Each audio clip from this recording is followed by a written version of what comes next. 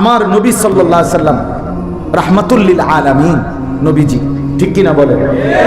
রোজার 2 মাস আগে থাকতে তিনি রোজার জন্য দোয়া করছেন, বুঝাইছেন রমজানের কদর। শাবান মাসে তিনি লম্বা রোজা রাখতেন, নফল রোজা, রমজানের সম্মানার্থে। এর দ্বারা তিনি বুঝাইছেন রমজানের কদর। রমজানের উপরে নবী এত বেশি ফজিলতপূর্ণ হাদিস বলছেন, বারবার উম্মত রমজান জান্নাতের দুয়ার খুলে দেয়, জাহান্নামের দরজা বন্ধ করে, শয়তানকে শিকলে বন্দি করে, পেছনের গুনাহ মাফ করে। শুরুটা রহমত, মাঝখানে মাগফিরাত, শেষে নাজাত। সবে কদর 1000 মাসের রাতের চাইতে উত্তম। একটা নফল একটা ফরজের সমান, একটা ফরজ 70টা ফরজের সমান।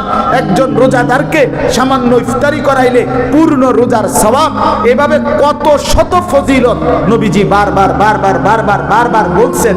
3টা মাস লাগাতার বলে গেছেন, নিজে গুরুত্ব দিয়ে গেছেন।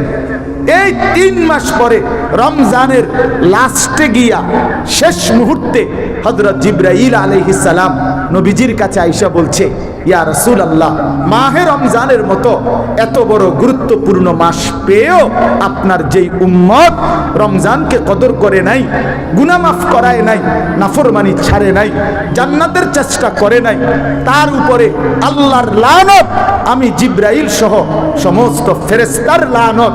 খোদার কসম বাপ, এই রাহমাতুল লিল আলামিন নবী 23 বছর দিবানিশি যিনি উম্মতের জন্য কাঁদছিলেন, আজকে তিনিও মনের কষ্টে তিনিও বলছে আমিন। জিবরাইল, আমিও গ্রহণ করলাম, আমি মুহাম্মদেরও লানত তোর উপর। নবী যেন বললেন, উম্মত আমিও তো তোরে কি পরিমাণ বলছি রমজানের কদর করতি, তুই কোনো পাত্তা দিলি না। যা, তোর উপরে খোদার গজব, তোর উপরে ফেরেশতার গজব, তোর উপরে আমি রাসূলের গজব। এই জন্য দয়া করে নবীর অভিশাপের পাত্র হয়েন না, আল্লাহর অভিশাপের পাত্র হয়েন না, ফেরেশতাদের অভিশাপের পাত্র। আড়ালের মা বোনদেরকে বলেন, আমার আওয়াজও যদি কোনো বোন শুনে থাকেন, মা বোন আপনাদের এক ভাই অনুরোধ করলাম, আমি খোদার 11টা মাস অনেক বাজারে গেছেন, মার্কেটে গেছেন, এই একটা মাস রমজান, একটা মাস কমপক্ষে বাজারে আর মার্কেটে আর যাইয়েন না। এই গহনা, শাড়ি, অলংকার, জুতা, 3 পিস এগুলো কিনবার জন্য কমপক্ষে রমজানটাকে নষ্ট করেন না। আহা, এটা যেন সীমা লঙ্ঘন, এটা অনেক বড় সীমা লঙ্ঘন। এটা শয়তান ইবলিস আমাদের মহিলাদেরকে বুঝাইছে যে রমজান মাস হইল ঈদের দিনের কাপড় কেনার প্রস্তুতির মাস, অথচ আল্লাহর কসম কোনোভাবেই এটা রমজানের উদ্দেশ্য না। রমজানে আল্লাহ রহমতের দুয়ার খুলে দেয়, মাগফিরাতের দুয়ার খুলে দেয়, নাজাতের দুয়ার খুলে দেয়, জান্নাতের দুয়ার খুলে দেয়। সব খুলে দিয়ে আল্লাহ ডাকতেছে, বান্দা জান্নাত নিতে আসো, রহমত নিতে আসো। আর অসভ্য, বেহায়া, বেপর্দা নারী সে যেন আল্লাহকে বৃদ্ধাঙ্গুলি দেখাইয়া বলে, এই মাওলা, তোমার জান্নাত, তোমার রহমত এগুলো তোমার কাছেই রাখো, আমার এগুলো লাগবে না। আমার দরকার হইল ঈদের দিনের জুতা, আমার দরকার হইল ঈদের দিনের কাপড়, আমি যাচ্ছি জুতা কিনতে। তো ফেরেশতাও যেন বলে, নারী যাও জুতা কিনতে, এই জুতা দিয়েই তোমারে হাসরের ময়দানে ফিটমু, মনে রাখো, তোমারে জুতা দিয়ে ফিটমু, মনে রাখো। তুমি খামখেয়ালি করছো, খোদার এত বড় রমজান তুমি কদর করলা না, কদর করলা না। এই জন্য মাহে রমজানকে স্ত্রীকে ফিরান, মাহে রমজানে মেয়েকে ফিরান, মাহে রমজানে মাকে ফিরান, বাজার থেকে ফিরান, মার্কেট থেকে ফিরান। এই গহনা অলংকারের, এই সাজগোজ প্রসাধনীর, রমজানের ঈদের সাথে নতুন ইনটেক কাপড়, ঈদের দিন নতুন করে প্রথম গায়ে দিতে হবে, এরকম জামা, এরকম শাড়ি, এরকম গহনা, এরকম জুতা। আল্লাহর কসম, আমি সমস্ত আলেমের সামনে বললাম, কোরআন সুন্নাহর আলোকে, ইসলামের আলোকে রমজানের ঈদে একেবারে নতুন কাপড় পরার শরঈ কোনো কারণ নাই। এটার সাথে ইসলামের কোনো সম্পর্ক নাই। কি হুজুর বলেন না? কোনো সম্পর্ক নাই, এটার সাথে কোনো সম্পর্ক নেই, কোনো ন্যূনতম সম্পর্ক। নতুন কাপড়ের সাথে এটা সুন্নত না, মুস্তাহাব না, নফল না, কিচ্ছু না, গোড়ার ডিমও না, এটা কিছুই না। এটা আমাদের শাহওয়াত, এটা আমাদের অবৈধ কামনা বাসনা, এটা আমাদের খামখেয়ালি, এটা আমাদের দুনিয়া লোভী।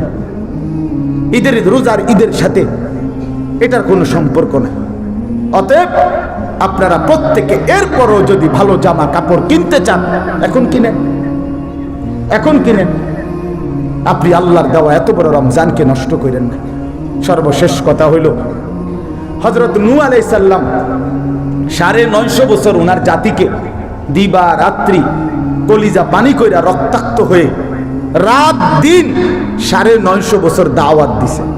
950 বছর পরে আল্লাহ ওনাকে বলছে, নূহ আর লাগবে না, দাওয়াত বন্ধ করো, আর কেউ ঈমান আনবে না, ছেড়ে দাও। আন্নাহু লা ইউমিনা মিন কওমিকা ইল্লা মান কাদ আমানা ফালা তাবতাইস বিমা কানু ইয়াফআলুন। এই কথাটা শেষ খেয়াল করেন।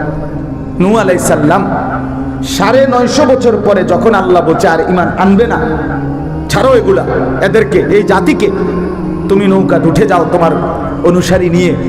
কসম আল্লাহর, 950 বছরের দরদি নবী নূহ নবী, 950 বছর যিনি চোখের পানি ফেলছেন। নূহ শব্দের অর্থই হচ্ছে অতিক্রন্দনকারী, যিনি খুব বেশি কাঁদতেন উম্মতের জন্য, রক্তাক্ত হয়েও যিনি উম্মতকে ডাকছিলেন। আমরা তাফসীরের মধ্যে পড়ছি, নূহ নবীকে মাইরা রক্তাক্ত করে বেহুশ বানাইয়া রাস্তার পাশে ফেলে রাখতো। উনি হুঁশ আসলেই রক্ত মুছে আবার আল্লাহকে বলতেন, আল্লাহ আমার জাতিকে মাফ করে দেন, আমি আবার যাচ্ছি। সেই নূহ নবী এবার 950 বছর পরে চূড়ান্ত বদদুয়া দিছিলেন। উনি বলছিলেন, রব্বি লা তাজার আলাল আরদি মিনাল কাফিরিনা দাইয়ারা। আল্লাহ, একটা বেঈমানের ঘর, একটা কোলের বাচ্চাও আপনি বাকি রাখবেন না, একটাকেও না। এই সবগুলো বেঈমান, বাচ্চা শুদ্ধা, ঘর শুদ্ধা আপনি ধ্বংস করে দেন।